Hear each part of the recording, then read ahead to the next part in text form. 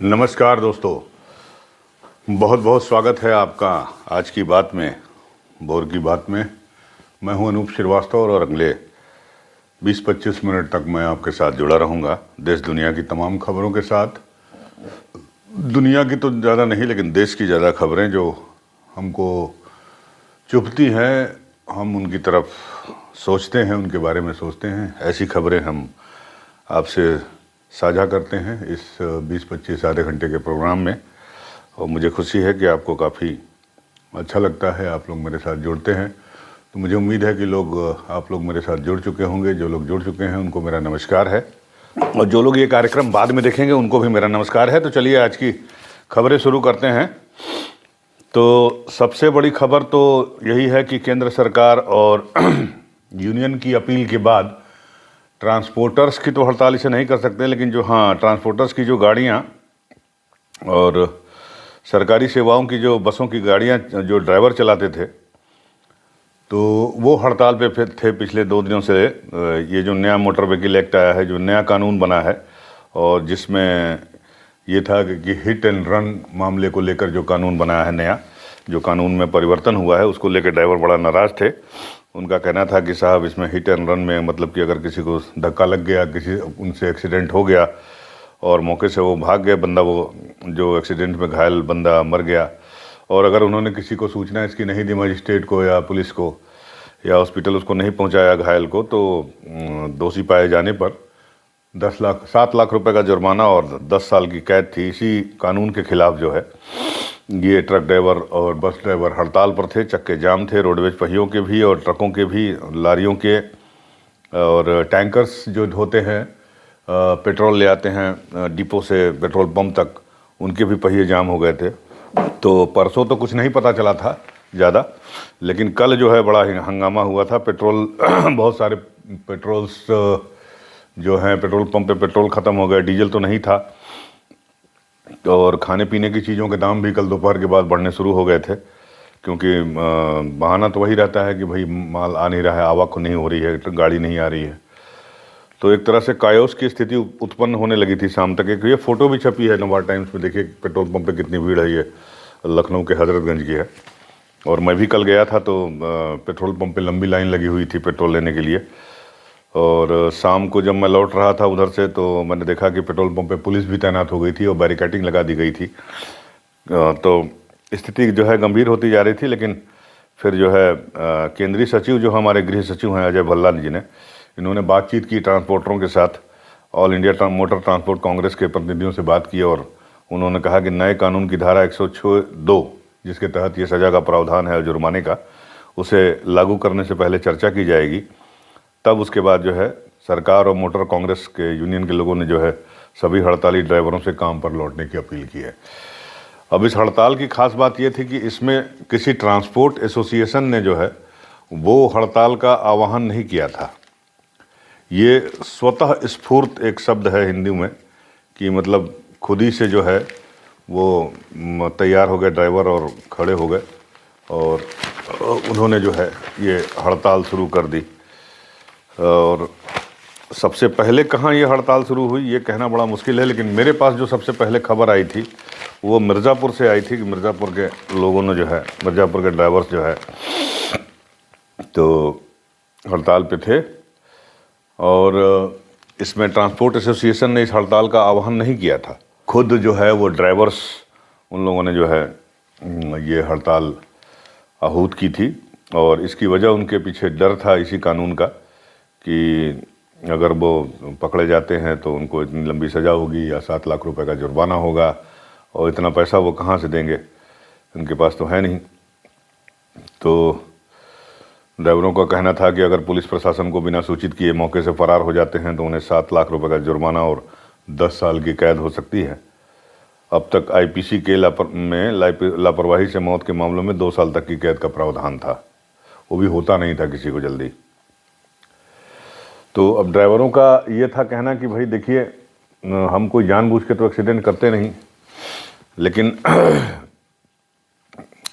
उनकी भी अपनी जान जो है दांव पे लगी रहती है, उनको भी खतरा रहता है कि एक्सीडेंट हुआ तो उनकी भी जान जा सकती है।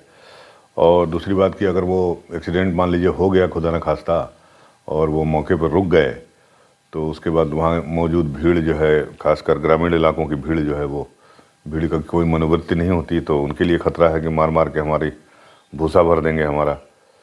तो इसलिए वो भी, ये भी एक बड़ी बात है। लेकिन इसके पहलू भी हैं, कई पहलू भी हैं। कई पहलू ये हैं कि आप रात में निकल जाइए हाईवे, बुंदेलखंड हाईवे पे आप निकल जाइए रात में, आप देखिए कि जो ये डंपर चलते हैं कितनी ख़तरनाक स्पीड से चलते हैं, किस तरह से चलते हैं। आप वो हाईवेज़ पे देख लीजिए, ट्रक जो है किस तरह से चलते हैं, लारियां कैसे चलाई जाती हैं। तो लापरवाही से गाड़ी चलाना भी एक मतलब मेजर प्रॉब्लम है कि लापरवाही से गाड़ी चलाने के लिए अब हाईवे पे इतनी पुलिस नहीं तैनात होती है कि वो जो है ड्राइवरों को वो करे। इसके अलावा एक्सीडेंट बहुत सारे ऐसे भी होते हैं कि आपने देखा होगा कि हाईवे पर जो है ट्रक ड्राइवर साहब ने गाड़ी खड़ी कर दी, डंपर वाले ने गाड़ी खड़ी कर दी। अब रात को 12 बजे, 1 बजे, 2 बजे, 3 बजे अगर कोई गाड़ी आ रही है, अचानक जो है उसने देखा और टक्कर हो गई। इन सब चीज़ों को देखने वाला कोई नहीं है, इन्हें रोड के नियम कानून समझाने वाला कोई नहीं है। ये अपने मन से गाड़ी चलाएंगे और बिना सही गलत की चिंता किए। मतलब मुझे तो नहीं लगता कि जो ये ट्रक ड्राइवर्स हैं, या इवन आप बस ड्राइवर्स को भी देख लीजिए, आप लखनऊ शहर में देख लीजिए बस वाले बस किस तरह से चलाते हैं। मैंने कई बार देखा है रेड सिग्नल तोड़ के निकलते हुए इनको, बस ड्राइवरों को। खैर, अब ये अपनी अलग मुद्दा है, ये बहस का अलग मुद्दा है कि ड्राइविंग कौन सही करता है, कौन नहीं गलत करता। हो सकता है मैं भी कभी ड्राइविंग गलत करता हूँ, लेकिन ऐसा है कि मतलब सड़क पे जो चलने वाले हैं, खासकर बड़ी गाड़ी जो लेके चलते हैं, वो आधे के लगभग तो मतलब ठीक नहीं चलते हैं, उसमें से अधिकांश नशे में होते हैं। ये बात मैंने कल भी बताई थी आपको। तो इसकी एक वजह ये भी थी ना कि लोग जो है जो ट्रैफिक रूल्स हैं एक तो उसको मानते नहीं, और दूसरा कि जो है कानून इतने ढीले थे और इतने सज़ा इतनी कम थी कि लोग ड्राइविंग को गंभीरता से नहीं लेते थे। तो ये भी एक वजह थी। तो अब जो है, अब समझ में आ रहा है कि अब पकड़े जाएंगे तो गड़बड़ हो जाएगी। मौके पे पकड़े गए तो मारे जाएंगे, और भाग गए तो फिर पकड़े गए तो जेल जाएंगे और जुर्माना देंगे। तो यही वजह है कि जो एक डर उत्पन्न हो गया था, तो इस डर को ख़त्म करना होगा ड्राइवरों के। दूसरी बात कि हाईवेज पे जो गाड़ियाँ चलती हैं उनकी सुरक्षा के लिए, खासकर जो अब गडकरी साहब ने इतना बढ़िया कर दिया है हिसाब किताब कि अब आदमी जो है रेल से और हवाई जहाज़ से कम ही जाना चाहेगा। अगर मौका लगा तो परिवार के साथ जो है गाड़ी उठाया, बड़ी गाड़ी, और चलाते हुए जा रहे हैं। तो रोड सेफ्टी का महत्व जो है पहले के मुकाबले डे बाई डे बढ़ता जा रहा है। तो आखिर रोड सेफ्टी कैसे हो? सिर्फ कानून के डर से हो, या कुछ इम्प्लीमेंटेशन एजेंसीज जो हैं वो भी रोड पे दिखाई दें? CISF को दे दीजिए आप सिक्योरिटी के लिए, या कोई सेंट्रल सिक्योरिटी फोर्स या रोड सेफ्टी फोर्स कुछ बना दीजिए जो पालन कराए नियमों का, ट्रैफिक के नियमों का, स्पीड लिमिट का, लेन्स का। लोग लेन्स बदलते हैं, अपने हिसाब से लेन्स बदल लेते हैं बिना कुछ कभी इंडिकेटर दिए। तो इन सब चीज़ों का करने के लिए मुझे लगता है गडकरी साहब को या केंद्र सरकार को, या अगर स्टेट लेवल पे करना हो तो स्टेट गवर्नमेंट को कोई एक अलग से फोर्स डिप्यूट करनी चाहिए सड़कों पे। जैसे यूपीडिया ने अपने फोर्स किए हुए हैं पूर्वांचल एक्सप्रेसवे पे। तो हालांकि ये रोड सेफ्टी रूल्स का तो पालन नहीं कराते, लेकिन हाँ सिक्योरिटी के हिसाब से, और अगर किसी पैसेंजर को कोई दिक्कत हो गई तो उसको मदद मुहैया कराने के हिसाब से इनकी अपनी गाड़ियाँ चलती हैं जो काफ़ी मददगार हैं। या कहीं एक्सीडेंट हो गया तो उसकी जगह उसको तुरंत पहुंचती हैं वो उसकी हेल्प के लिए। तो कुछ इस तरह का एक सेफ्टी होना चाहिए, सेफ्टी फोर्स टाइप की या सेफ्टी सर्विस टाइप की कुछ होनी चाहिए, जो कम से कम सड़क पे सख्ती से ट्रैफिक रूल्स का पालन करा सके। आप कैमरा लगा देते हैं, ठीक है, कैमरा अच्छी बात है, कैमरा से तो वही है, कैमरा प्रूफ रहेगा और बहुत कुछ बता देता है कैमरा। लेकिन साथ ही साथ अगर कोई सेफ्टी नॉर्म्स नहीं पालन कर रहा है या स्पीड लिमिट का पालन नहीं कर रहा है तो उसको रोकने वाला भी कोई होना चाहिए। 2 घंटा 4 घंटा बिठा दीजिए उसको वहीं पे पकड़ के, तो अगर इस तरह की चीज़ें होंगी तो एक्सीडेंट्स की जो संख्या है वो बहुत कम हो जाएगी। बहरहाल बढ़ते हैं आगे। अच्छी बात है, आज से उम्मीद करते हैं कि हड़ताल ये समाप्त हो जाएगी और इसका कोई एमिकेबल सोल्यूशन निकल कर सामने आएगा।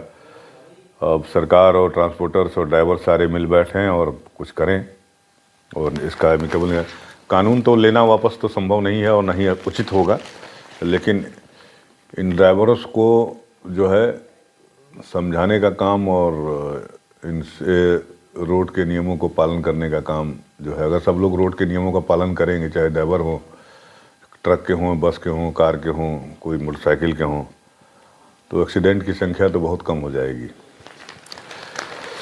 तो ये थी पहली खबर काफ़ी। और एक खबर सबने छापी है, वो बड़ी दर्दनाक खबर थी, लेकिन ईश्वर की कृपा से ज़्यादा नुकसान नहीं हुआ कि टोक्यो एयरपोर्ट पे टक्कर के बाद धू धू करके विमान जल गए। जापान की राजधानी टोक्यो के हानेडा एयरपोर्ट पर, देखिए टोक्यो के एयरपोर्ट का नाम है हानेडा। हानेडा एयरपोर्ट पर लैंडिंग के दौरान 379 यात्रियों और क्रू वाला विमान कोस्ट गार्ड के प्लेन से टकराया। हालांकि हादसे के बाद सभी यात्रियों को सुरक्षित उतार लिया गया, लेकिन कोस्ट गार्ड में जो सवार थे वो 5 क्रू मेंबर्स की मौत हो गई और पायलट इसका हालांकि घायल होने के बावजूद बच निकलने में कामयाब रहा। और एक खबर पीटीआई से भी है, जिसने सारे अखबारों ने छोटा सा छापा है लेकिन फ्रंट पे छापा है कि मणिपुर में 12 घंटे के अंदर दूसरी बार सुरक्षा बलों को निशाना बनाया गया। मोरेह में सोमवार रात उग्रवादियों ने सुरक्षा बलों पर आरपीजी से हमला किया, जिसमें मणिपुर पुलिस के 5 और बीएसएफ के 1 जवान घायल हुए। अब देखिए एक खबर और है इम्पोर्टेंट, खासकर महिला कर्मचारियों के लिए, कि पेंशन के लिए बच्चों को नॉमिनी बना सकेंगी महिला कर्मचारी। केंद्र सरकार ने मंगलवार को कहा कि महिला कर्मचारी वैवाहिक विवाद के मामले में पति के बजाय अपने बच्चे या बच्चों को पारिवारिक पेंशन के लिए नामांकित कर सकेंगी। केंद्रीय सिविल सेवा नियम 2021 का नियम 50 सरकारी कर्मचारी या सेवानिवृत्त कर्मचारी की मृत्यु के बाद पारिवारिक पेंशन देने की अनुमति देता है। पेंशन और पेंशनभोगी कल्याण विभाग ने नियमों में संशोधन कर बच्चों को नॉमिनी बनाने की अनुमति। हाँ, अगर पति और पत्नी में अनबन है, कोई बात है, पत्नी अलग रह रही है अपने बच्चे के साथ, तो पहले नियम था कि पति का पेंशन है तो पत्नी को, पत्नी का है तो पति को, लेकिन अब है कि बच्चों को मिल सकेगा, तो ये अच्छी बात है, बहुत ही स्वागत योग्य कदम है। तो अमर उजाला में देखें जरा क्या छपा है। लखनऊ में आगे बढ़ेगी मेट्रो। अब ये कह रहे हैं कि भाई साहब चारबाग रेलवे स्टेशन से बसंत कुंज तक विस्तार को हरी झंडी देते हुए शीघ्र डीपीआर तैयार करने और शासन को उपलब्ध कराने के निर्देश दिए हैं हमारे सीएम योगी आदित्यनाथ ने। तो अब भैया लंबे समय से अटकी हुई है, ये अखिलेश यादव के समय में लखनऊ में मेट्रो बनी थी, मतलब बननी शुरू हुई थी, कंप्लीट तो यहाँ इनकी योगी जी की सरकार में हुई और चली योगी जी की सरकार में। लेकिन ये है कि सब लोगों को पता था कि वो प्रोजेक्ट जो है समाजवादी पार्टी की सरकार में शुरू हुई थी, तो अब जाके जो है योगी जी की 6 साल की सरकार के बाद जो है ये सेकंड डीपीआर जो चारबाग रेलवे स्टेशन से होते हुए बसंत कुंज तक होगा और ये आईआईएम तक जाएगा, उधर पीजीआई तक भी मुख्यमंत्री जी ने कहा कि इसको ले जाइए। वो एक मेट्रो परियोजनाओं की आगरा, कानपुर और लखनऊ की समीक्षा कर रहे थे। और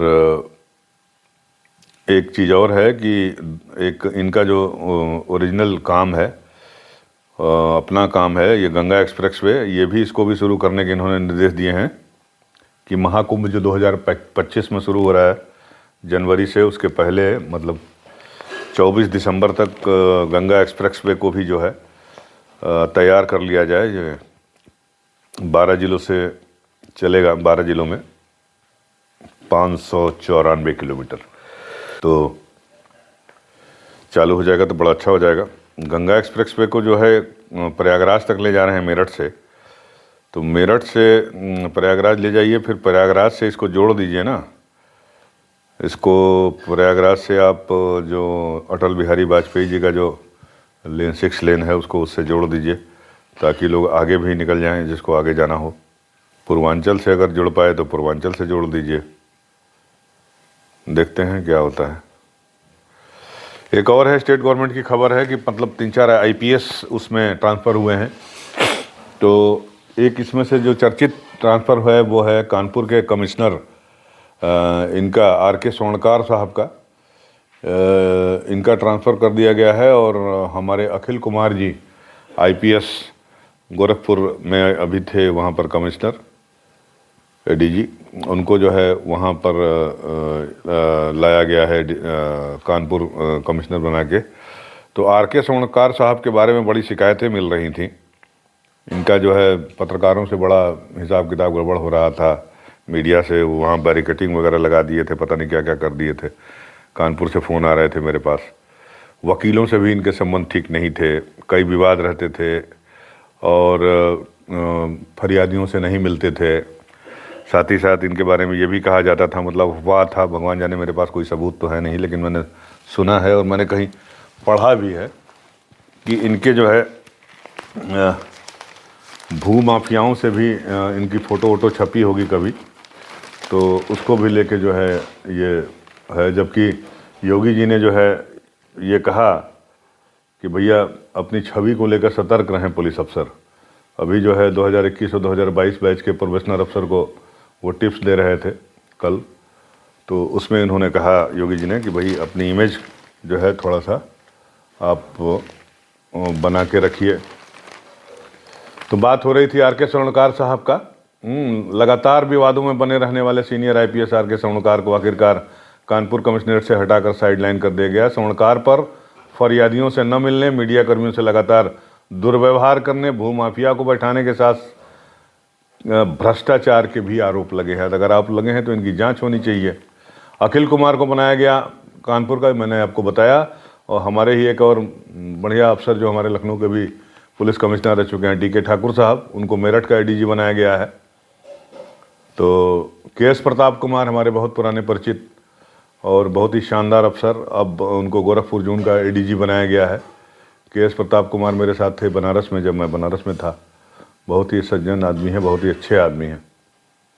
तो ये कुछ वो किया गया है। और अशोक कुमार सिंह जो पहले 1090 माफ़ कीजिएगा 112 में थे एडीजी, और वो जो लड़कियां हड़ताल की थी पैसे वैसे को लेकर, सैलरी वैली को विवाद को लेकर, तो उसके बाद से इनको अटैच कर दिया गया था मुख्यालय से। तो अब इनको जो है ध्रुव कुमार की जगह पुलिस भर्ती और प्रोन्नति बोर्ड का मुखिया बनाया गया, अशोक कुमार सिंह जी को एडीजी बनाया गया। तो ये खबरें भी जो है सारे अखबारों में वो है बनी हुई हैं। लेकिन चलिए, खबर तो बहुत सारी आएंगी, लेकिन बात करते हैं अयोध्या की। अयोध्या में जो है बहुत कुछ हो रहा है। अब तो ये डे बाई डे कुछ न कुछ निकल कर सामने आ रहा है। तो अयोध्या में भंडारा चलेगा, सबरी जी के नाम से चलेगा। सबरी जी जिन्होंने अपने जूठे बैर भगवान राम को खिलाए थे, तो भोजन सबरी माता सबरी भोजनालय बनेगा और श्रद्धालुओं के लिए भंडारा संचालित होगा। भंडारा तो मतलब फ्री में खाना जो आएगा वहाँ श्रद्धालु बाहर से, तो उनको खाना पैसा कौन देगा, ये देखने वाली बात होगी। इसके अलावा निषाद राज गुहा अतिथि गृह के रूप में भी विकसित किया जाएगा, रैन बसेरा। तो वहाँ पे निषाद राज गुहा लिखा जाएगा। निषाद राज को पता ही है, जिन्होंने पार लगाया था भगवान राम को नाव पर बिठा के। तो अन्य भवनों के नामकरण भी रामायण कालीन चरित्रों के नाम पर होंगे। और कल हमारे योगी जी ने जो है वो बैठक की, उच्च स्तरीय बैठक की, अयोध्या में चल रहे काम धाम को लेके और तैयारियों को लेके। तो उन्होंने कहा कि ये जो है सब डायरेक्शन उसी में दिया उन्होंने अधिकारियों को। और उन्होंने ये भी कहा कि भाई चूँकि तमाम भाषाओं के लोग तमिलनाडु से, कर्नाटक से, केरल से, आंध्र प्रदेश से आएंगे लोग, तो कन्नड़ भाषा में, तमिल भाषा में, तेलुगु में, इसमें साइनेज भी आप लगाइए, अंग्रेजी में लगाइए, हिंदी में तो लगाएंगे ही लगाएंगे, ताकि लोगों को कोई दिक्कत ना हो। तो 22 जनवरी के बाद अयोध्या में दुनिया भर से राम भक्तों का आगमन होगा, तो तमाम भाषाओं में ये साइनेज लगाएं। और यूपी की ग्लोबल ब्रांडिंग हो, ये तो है ही है। लेकिन सबसे मज़ेदार खबर क्या है आपको सुनाते हैं। मज़ेदार खबर ये है कि प्राण प्रतिष्ठा महोत्सव में, ये अमर उजाला में छपी है, बाकी सारे अखबारों में कुछ ना कुछ छपा है राम मंदिर को लेकर। अभी बताते हैं आपको। ये मैंने पढ़ रहा था, वो जो साइनेज वाला था वो मैंने नवभारत टाइम्स से बताया, ये आपको अमर उजाला से बता रहा हूँ कि प्राण प्रतिष्ठा महोत्सव में राम लला का अभिषेक 156 देशों के जल से होगा। और ख़ास बात यह है कि इसमें जल जो है, एक जल मतलब 156 देश में से एक जल ऐसा है, एक देश ऐसा भी है जो बाबर की जन्मस्थली रही है। जी हाँ, मैं बात कर रहा हूँ समरकंद, उज्बेकिस्तान। समरकंद से बाबर आया था, आपको पता है। और समरकंद से भी जल लाया गया है, उज्बेकिस्तान से। इसके अलावा चीन, पाकिस्तान, दुबई और अंटार्कटिका महाद्वीप के जल से भी अभिषेक किया जाएगा। ये जलाभिषेक के लिए राम जी का जल आया है, तो ये अच्छी बात है। बाबर के नाम पे ही सारा बवाल हुआ यहाँ पे अयोध्या में। बाबर के नाम कहा जाता है कि बाबर ने ही वो मंदिर, वहाँ पर वो मस्जिद बनवाई। बाबरी मस्जिद नाम था उसका। मस्जिद का क्या हुआ ये आपको पता है। उसके बाद ये मंदिर बना। मंदिर का जो है अब भव्य उद्घाटन होने जा रहा है, रामलला की प्राण प्रतिष्ठा होने जा रही है। और उसमें जो है बाबर के देश से, बाबर के जन्म स्थान से जलाभिषेक, लाए जल से जलाभिषेक किया जाएगा। कुल टोटल 156 देशों के जल होंगे। तो ये है। और 3 मूर्तियां जो हैं वहाँ पे रामलला की जो बन रही हैं, उसमें से अभी श्री राम जन्मभूमि तीर्थ की क्षेत्र ट्रस्ट की ओर से कोई आधिकारिक बयान नहीं आया है कि कौन सी मूर्ति लगेगी। कल एक मूर्ति की फ़ोटो जो है चल रही थी सोशल मीडिया पे, और मैंने उसे देखा, लेकिन मैंने उसमें मुझे देखा भी, मैंने कुछ लिखा ये कि मतलब जो मूर्ति दिखाई जा रही थी, कोई मतलब कहीं से ये हो रहा था कि वो वही मूर्ति जो है गर्भगृह में प्रतिष्ठापित की जाएगी। तो उस मूर्ति तो बहुत सुंदर बनी है जो तस्वीर से लग रही थी, लेकिन उसमें आंखें जो हैं झुकी हुई हैं भगवान जी की, माता सीता की, जानकी की, लक्ष्मण जी की भी। तो वो उसको लेके मैंने लिखा था कि देखिए, ईश्वर की मूर्ति ऐसी होनी चाहिए जैसे भक्त जब दर्शन करे भगवान का, भगवान की तरफ देखे, कुछ मांगे मतलब दर्शन करे, तो लगे ऐसे कि भगवान उसे देख रहे हैं और उसे आशीर्वाद दे रहे हैं, मुस्कुरा रहे हैं। या अगर कोई भक्त पाप करके गया है तो उसको लगे कि देखिए भगवान हमको गुस्सा कर रहे हैं। ये मेरा अपना मानना है। बाकी तो प्रभु की इच्छा, ईश्वर जो चाहेंगे, विद्वान लोग जो चाहेंगे, गुणी लोग जो चाहेंगे, बहुत हमसे ज़्यादा जानकार लोग हैं, वही लोग डिसाइड करेंगे। लेकिन मैं अपनी भावना बता रहा था। चलिए आगे बढ़ते हैं। जागरण को देख लेते हैं जरा सा क्या है जागरण में। हिट एंड रन पर सुलझा गतिरोध, ट्रक हड़ताल खत्म, चर्चा के बाद ही लागू होंगे नए प्रावधान। ये तो हो गया। अलौकिक होगा प्राण प्रतिष्ठा समारोह, ये भी मैंने आपको बता दिया कि कल वो तैयारी की थी हमारे योगी जी ने। तो यही सब है। अब एक खबर इसमें और भी है कि INDIA यानी इंडिया गठबंधन ने जो है चुनाव आयोग पर दबाव बनाया है। किस बात का? ये जागरण में खबर छपी है फ्रंट पेज पे कि EVM और VVPAT से जुड़े अपने कुछ सवालों का स्पष्टीकरण हासिल करने के लिए चुनाव आयोग का दरवाजा खटखटाया है। कांग्रेस के संचार महासचिव जयराम रमेश ने मुख्य चुनाव आयुक्त राजीव कुमार को पत्र लिखकर कहा है कि पारदर्शिता को लेकर कुछ सवाल हैं जिन पर स्थिति स्पष्ट की जानी चाहिए, लिहाजा इंडिया के प्रतिनिधि मंडल को मिलने के लिए जल्दी समय दें। EVM को लेकर तमाम विवाद होते रहते हैं। अब वो मेरे ख्याल से कोर्ट में भी, सुप्रीम कोर्ट में भी शायद कुछ लोग गए हैं। तो ये सब खबरें हैं। और अंग्रेजी खबरों की बात करें तो देख लेते हैं अंग्रेजी में क्या है। टाइम्स इंडिया में जो है सेकंड कॉरिडोर को इन्होंने जो है सबसे प्रथम पेज पे स्थान दिया है। फ्रंट न्यूज़ है, मेन लीड न्यूज़ है कि CM ने स्वीकृति दे दी है मेट्रो के सेकंड फेज को। बसंत कुंज से चारबाग और IIM तक जाएगी, उधर PGI भी जाएगी, उसको एक्सटेंड करने के लिए कहा है। तो है। अब देखिए इसमें एक और खबर छपी है कि Rahul Priyanka not eligible to get Ram temple consecration invite. मतलब जो प्राण प्रतिष्ठा समारोह होगा उसमें राहुल गांधी और प्रियंका गांधी वाड्रा जो है वो इस योग्य नहीं है कि उनको जो है निमंत्रण भेजा जाए। कौन बोला है भैया? ये देखें ज़रा, ये पंकज शाह की रिपोर्ट है लखनऊ से, टाइम्स ऑफ इंडिया में।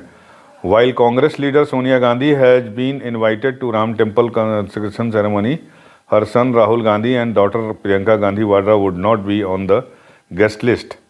Sources in the Ram Mandir Tirth Kshetra Trust said Sonia has been invited by Temple Construction Committee Chairman Nripendra Mishra since she is the chairperson of the Congress Parliamentary Board. तो ये अंग्रेजी की अखबार में एक बड़ी खबर है जिसमें इन्होंने लिखा है कि भैया राहुल गांधी और प्रियंका गांधी को नहीं बुलाया जाएगा, वो इस लायक नहीं है कि उनको निमंत्रण दिया जाए। पता नहीं क्या सोच के जो कह रहे हैं, अगर ये खबर सही है तो। हालांकि इसमें यह कहा गया है कि नृपेंद्र मिश्रा जो अध्यक्ष हैं कंस्ट्रक्शन राम मंदिर समिति के, तो उन्होंने सोनिया गांधी को तो भेजा ही है, खड़गे साहब को भी गया है, आपको पता ही है, और इस पर चर्चा भी चल रही है कि वो लोग जाएंगे कि नहीं जाएंगे। तो बहरहाल आज की भोर की बात में बस इतना ही। मिलते हैं फिर आपसे अगले वीडियो में। अगर आपको हमारा ये कार्यक्रम अच्छा लगता है तो आप हमारे कमेंट बॉक्स में जाकर ज़रूर कमेंट करें, हमारे चैनल को ज़रूर लाइक करें, सब्सक्राइब करें। मिलते हैं अगले वीडियो में, तब तक के लिए नमस्कार, आपका दिन शुभ हो।